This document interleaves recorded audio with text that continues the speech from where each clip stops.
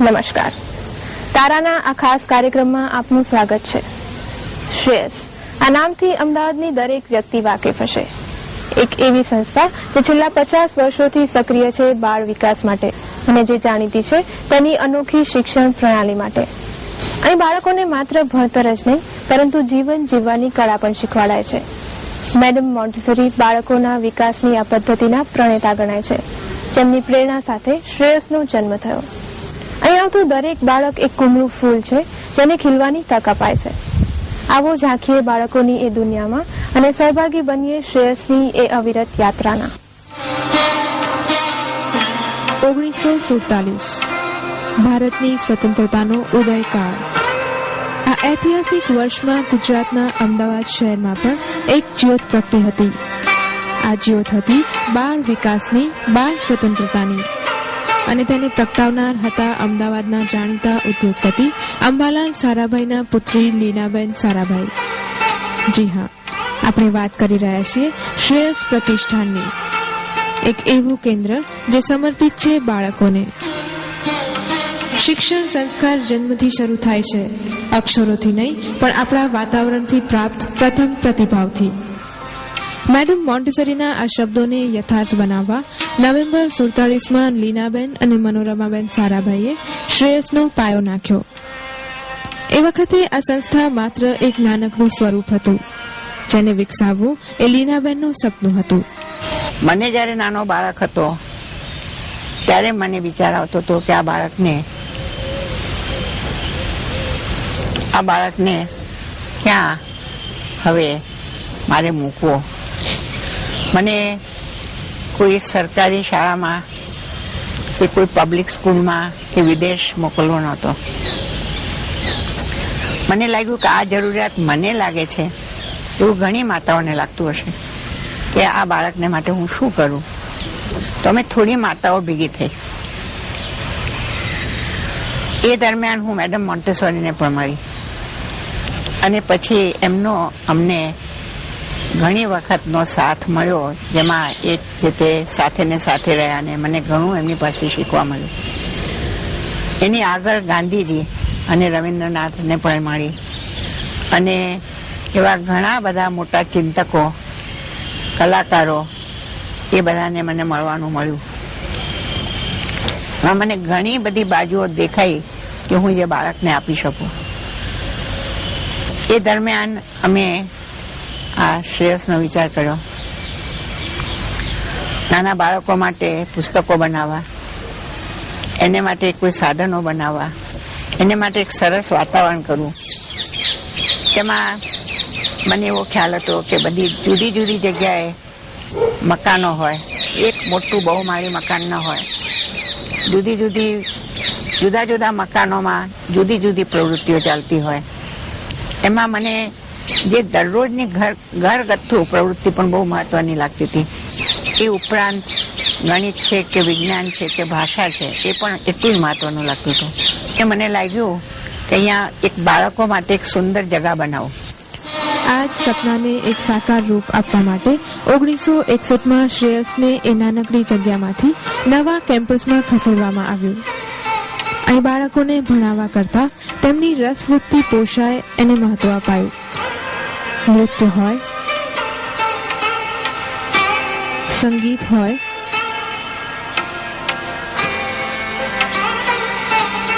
વિજ્ઞાન હોય કે તરણ, આ દરેક ક્ષેત્રનો ખ્યાલ બાળકને અપાતો. પણ એ સમયમાં આનાથી કંઈક વિશેષ કરવાની જરૂર જણાઈ. આપણા દેશમાં એવા ઘણા સામાજિક અને આર્થિક રીતે પછાત બાળકો હતા જેને પારિવારિક આત્મીયતા અને ઘરના સુરક્ષિત વાતાવરણની જરૂર હતી. લીનાબેન આવા બાળકો માટે કંઈક એવું કરવા માંગતા હતા કે જેનાથી એક કુટુંબ વિહોણા બાળકો સામાન્ય પ્રવાહમાં આવી શકે, એક સારું બાળપણ માણી શકે. આ જ વિચાર સાથે 1962માં શ્રેયસ બાલગ્રામની સ્થાપના થઈ, જે એ સમયમાં ભારતનું પ્રથમ અને એશિયાનું બીજું એવું બાલગ્રામ હતું. આ બાલગ્રામ એવા બાળકોને સમાવે છે જેનું દુનિયામાં કોઈ નથી. આમાંના કેટલાક પોતાના મા બાપથી વિખોટા પડેલા છે તો કેટલાક હોસ્પિટલમાં ઘવાયેલી હાલતમાં મળ્યા છે.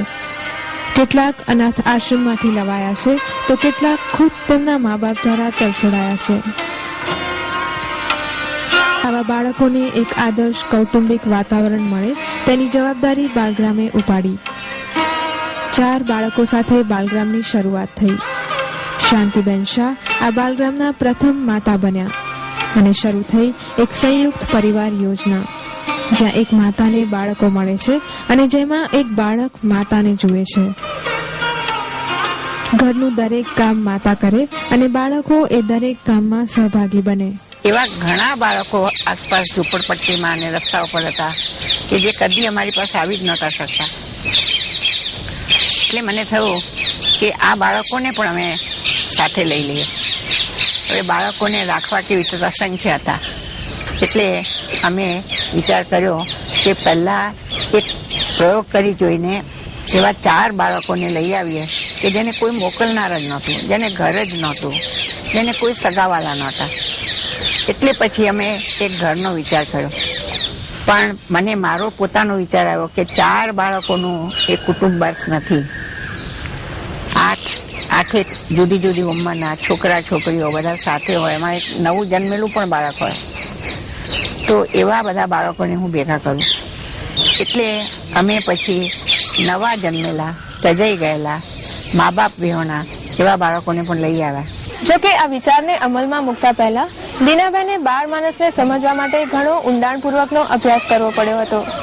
1965માં તેઓએ વિયેના સ્થિત હર્મન માઇનરની SOS કિન્ડરડોગ ઇન્ટરનેશનલ સંસ્થાની મુલાકાત લીધી, જે બીજા વિશ્વયુદ્ધ દરમિયાન બેઘર અને અનાથ બનેલા બાળકો માટે ઊભી થઈ હતી. SOS એટલે કે સેવ આર સોસાયટી. સમુદ્રમાં જહાજ જ્યારે તોફાનથી ઘેરાઈ જાય છે તો ત્યાંનો નાવિક SOS નો સંકેત આપે છે. હર્મન માઇનરને પણ પોતાની સંસ્થા માટે આ જ નામ સૌથી ઉચિત લાગ્યું. ધીરે ધીરે વિશ્વભરમાં આવા ચિલ્ડ્રન વિલેજીસ બનતા ગયા.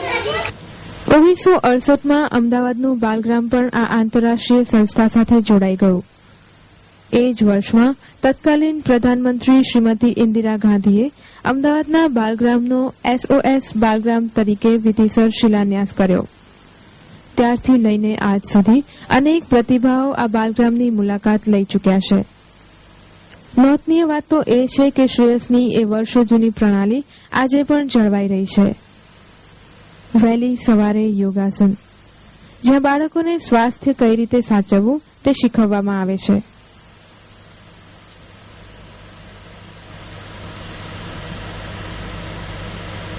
પછી સમય થાય છે ગોપાલનનો, ગૌશાળાની સફાઈનો.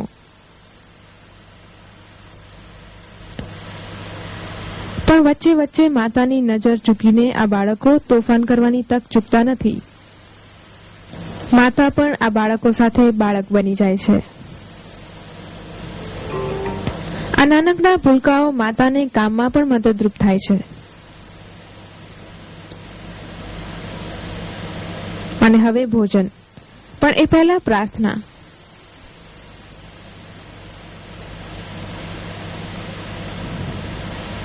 અને હવે સમય છે શાળાએ જવાનો. લીનાબેન માને છે કે બાળકને ભણાવવું એ મહત્વનું નથી. મહત્વ છે બાળકના માનસિક વિકાસનું, તેનામાં આત્મવિશ્વાસ કેળવવાનું. અને આ જ કારણ છે કે આજના મોડર્ન યુગમાં પણ લીનાબેન શ્રેયસની એ પરંપરાગત પ્રણાલીને અકબંધ રાખી શક્યા છે.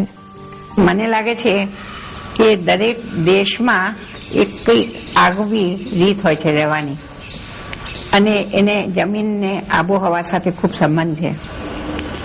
આપણી જે બધી વનસ્પતિ છે, પ્રાણી પક્ષીઓ છે, પછી આપણા માણસો છે, અને આપણે એક બહુ જ પ્રાચીન વારસો છે.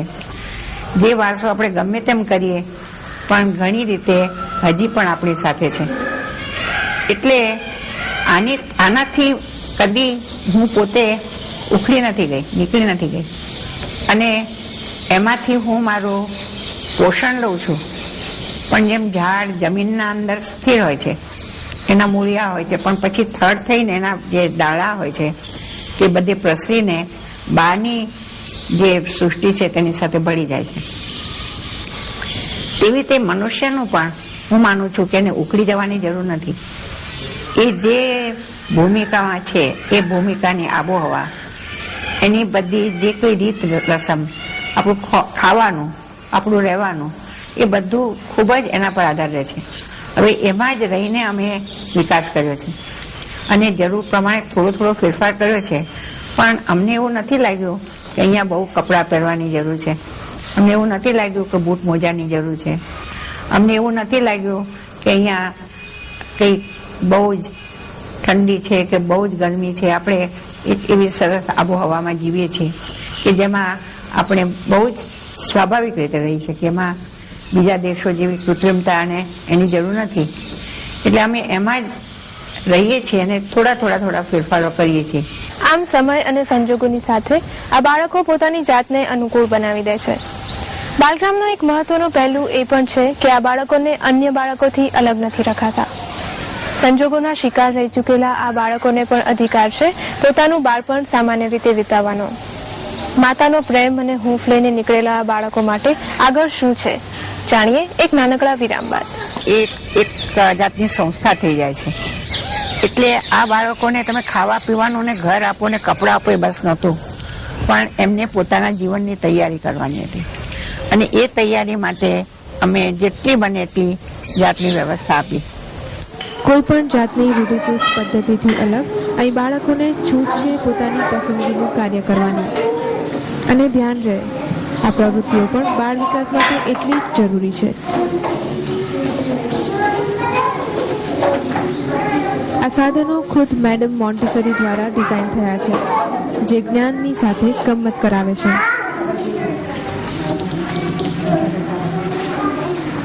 પણ આ બધાની વચ્ચે બાળકો ભણે તો છે જ. શ્રેયસની પોતાની એક પ્રયોગશાળા પણ છે. બાળકો અહીં વિજ્ઞાનના સિદ્ધાંતોથી વાકેફ થાય છે.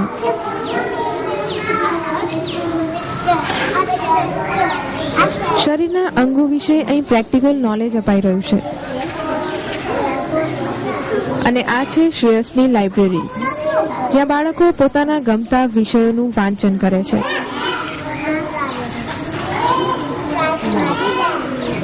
આશ્ચર્ય લાગે છે ને? પણ ચોખ્ખાઈ જાળવવી એ પણ એક મહત્વની બાબત છે, જે બાળકોને અત્યારથી જ શીખવાડાય છે. અહીંના બાળકો તરતા પણ જાણે છે.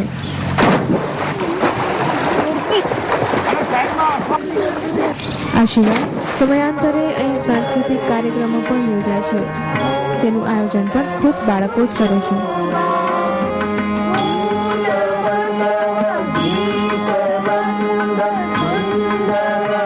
આ જ બાળકો લલિત કલામાં પણ પોતાનું કૌતુક બતાવી શકે છે.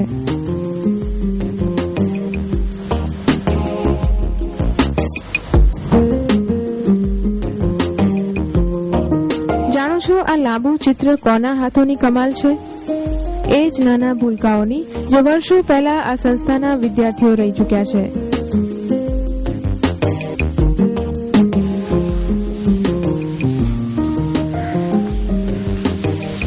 કલા અને સંસ્કૃતિ પણ અહીં જીવંત છે. અહીં ઉછળતું બાળક જ્યારે શ્રેયસનો ઉમરો ઓળંગે છે તો એક અલગ ઓળખ સાથે બહાર નીકળે છે. શું રહ્યો છે એના ભૂતપૂર્વ વિદ્યાર્થીઓનો અનુભવ? કઈ રીતે મદદરૂપ રહ્યું છે શ્રેયસ તેમના જીવનમાં? જાણીએ એક નાનકડા વિરામ બાદ. કાર્યક્રમના બીજા ભાગમાં આપનું સ્વાગત છે. શ્રેયસના આ સાદગીભર્યા પણ વૈવિધ્યપૂર્ણ વાતાવરણમાં અનેક બાળકો પોતાનું જીવન ઘડી ગયા છે. શ્રેયસે અનેક પ્રતિભાઓને જન્મ આપ્યો છે. કેટલાકે મેડિસિન ક્ષેત્રે ઝંપલાવ્યું છે, તો કેટલાક વિજ્ઞાન ક્ષેત્રે આગળ આવ્યા છે, તો કેટલાકે કલા અપનાવી છે.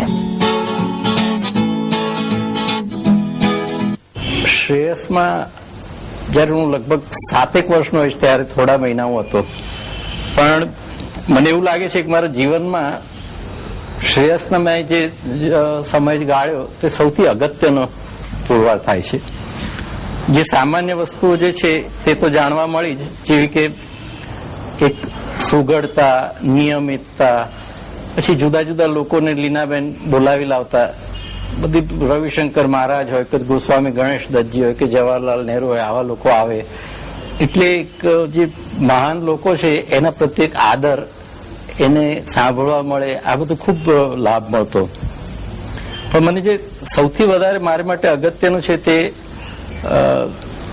ચિત્ર બાબતમાં મારો જે વલણ ઊભું થયું વધારે, અને આજે પણ હું લગભગ ચિત્રકાર છું તેમ કહું તો એનો બધો જ યશ મારે હિસાબે લીનાબેનને જાય છે. શ્રેયસમાં ધારો કે હું વર્ગ હતો, મને યાદ છે અમારા વર્ગ શિક્ષક હતા કેશુભાઈ. અમારા ક્લાસ હતા ત્યાં પહેલું, બીજું, ત્રીજું ધોરણ કેવું નહોતું, પણ મારા વર્ગનું નામ હતું, મને લાગે છે પારે એવું કેવું કે નામ હતું. અને કેશુભાઈ કંઈક શીખવતા હોય પણ મને છૂટ હતી. હું એક ખૂણામાં એક બ્લેકબોર્ડ હતું તો ત્યાં ચોકથી હું ચિત્રો કર્યા કરું. એમાં લીનાબેન ક્લાસમાં આવ્યા. એમણે જોયું કે હું ચિત્ર કરું છું તો બહુ રાજી થાય. એમણે ઘરે પણ મારા માતા પિતાને ફોન કરીને કહ્યું કે આજે તો ક્લાસમાં અમિત ચિત્ર કરતો હતો, એ બહુ સરસ હતું. એવી રીતે જયારે પણ કંઈક આવું કરું ત્યારે લીનાબેન ખાસ પ્રોત્સાહન આપે, વિશેષ ધ્યાન આપે. મને લાગે છે એની મારા પર બહુ જ મોટી અસર પડી છે. In SES, the art education was very different. It was not the drawing class in the four wall of the. Mostly our classes are outside. We used to go to the potter's house to see how they are doing. We used to go there to NID. We used to go to see their. We used to work with them for weaving and so on, like that. Different types of. Then some mechanical institution we go to see. Like that, children were divided to different, groups. And we used to have a fixed time. Some week we used to fix for all these type of things. So children got, so that type is when the children have gone, a group of children, you will find they are entirely different than the children of today. બાલગ્રામ જયારે બનાવ્યું તો ત્યારે એ બાલગ્રામના માં હું બહુ ત્યારે સીધી રીતે જ સંકળાયેલી હતી. અને તે રીતે કે જે બાળકો પ્રદેશના સ્પોન્સર્સ અને અહીંના બાળકો એ બંનેને કુટુંબના સંબંધોના રૂપે જોડી આપવામાં કાગળપત્ર અને એ બધું કામમાં હું જોડાયેલી. પછી માતૃમિલનની હું પ્રમુખ રહી તો 1-2 વર્ષ. તો ત્યારે પણ હું બહુ એમાં એટલે સક્રિય રીતે હું ભાગ લેતી હતી. અને માતૃમિલનમાં પણ જુદા જુદા પેરેન્ટ્સને ત્યાં મીટિંગ મળે ને નિયમ પણ એવું કે 2 જ વસ્તુ બનાવવાની, એટલે કોઈને કઈ ભારે પડે નહીં. અને દર વખતે કોઈ નવા વિષયો ઉપર એ હોય. એટલે ટીચર્સ, મધર્સ અને સ્કૂલના સંચાલકો અને લીનાબેનની આખી જે દ્રષ્ટિ અને ઝીણવટ અને દરેક નાની નાની બાબતમાં તો લીનાબેનનું પોતાનું અંદર એમનું સીધું જ પ્રદાન હોય જે આપણે જોઈ શકીએ. ને હજુ પણ આટલા વર્ષે પણ એટલું જ જાળવી રાખ્યું છે. It's so amazing.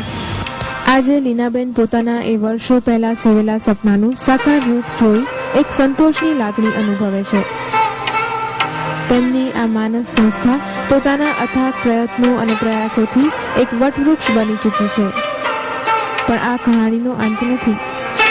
લીનાબેન આજે 85 વર્ષની ઉંમરે પણ એટલા જ કાર્યશીલ છે, એટલો જ રસ લે છે અહીંની પ્રવૃત્તિઓમાં. મને તો એવું લાગે કે 53 વર્ષથી હું શ્રેયસમાં કામ કરું છું અને કામ સમય પ્રમાણે વિકસતું ગયું, એમાં ફેરફારો થતા ગયા. પણ મને એક ચીજનો આનંદ રહે છે કે એનું સાતત્ય રહ્યું અને એની અંદરનો જે રસ અને જે ઊંડાણ, એમાં મને કમી પોતાને નથી થઈ, મારે પોતા પૂરતી. અને એવું જૂથ પણ મળી રહે છે કે જે આ બધા કામોમાં મળે છે અને પોતાનો ફાળો પણ આપે છે. હવે એ જોતા હું માનું છું કે રોજ ત્યાં જવાનું ખેંચાણ થાય છે. રોજ થાય છે કે હું ત્યાં કંઈક કરી શકીશ, પણ એના કરતા વધારે તો એ કરવાનો જે આનંદ, હવે કરવાનો આનંદ પણ કરવાનો સંતોષ પણ હોય. પણ એનો અર્થ નહીં કે બસ હવે કામ બહુ સરસ થયું, હવે કંઈ કરવાનું નથી. એનો તો કોઈ જ દિવસે સંતોષ થતો જ નથી. અને દરરોજ કંઈક વિચાર આવે કે ચાલો આને આમ કરું, આને આમ કરો. પરંતુ જીવનના 8 દાયકા વિતાવી ચૂકેલા લીનાબેન જ્યારે અત્યારના યુગમાં બાળકોના ઘડતર અને ઉછેર વિશે વિચારે છે તો પોતાની મનોવ્યથા વ્યક્ત કરતા રહી શકતા નથી. એક બાળક હતો, તેને કોઈએ પૂછ્યું કે તું કોના જેવો થઈશ, તું તારા પિતા જેવો થઈશ, તારા દાદા જેવો થઈશ, તું કોના જેવો થઈશ? એને કહું મારા જેવો થઈશ. મને લાગે છે કે આજે આ માસ મીડિયાથી આપણે એટલા બધા હિપ્નોટાઇઝ થઈ ગયા છે, મેસ્મરાઇઝ થઈ ગયા છે કે આજે હું પોતે શું છું એ પણ ખ્યાલ નથી રહેતો. જે કોઈ તે વખતે ક્રિકેટર હોય તો ક્રિકેટર, ને કોઈ સિનેમા સ્ટાર હોય તો સિનેમા સ્ટાર, ને કોઈ બ્યુટી ક્વીન હોય તો બ્યુટી ક્વીન, એ જ આપણું મોડેલ થઈ જાય છે. અને એ જ મોડેલ પ્રમાણે નાના બાળકો તો બહુ જ ખેંચાય છે, એટલા બધા પ્રભાવિત થઈ ગયા છે કે મને એ જ લાગે છે એક કરુણા એ છે કે પોતાને શું થવું છે એને ખ્યાલ જ નથી આવતો. અને કોઈ વખતે આજથી 5 મહિના પછી કે એક થોડાક વખતમાં આપણા બાળકો કઈ દિશામાં ખેંચાઈ જશે પોતે ધાર્યા કર્યા, એમાં મોટાઓ પણ એટલા જ ખેંચાઈ રહ્યા છે અને શું સાચું શું ખોટું એ વિચારી નથી શકતા. આ મને લાગે છે કે મોટામાં મોટી કરુણા અને મોટામાં મોટો ભય આપણી પ્રજા પર, તેમના નાના બાળકો પર છે. આ સંજોગોમાં પણ આશા રાખીએ કે શ્રેયસની આ સફર આમ જ ચાલતી રહે.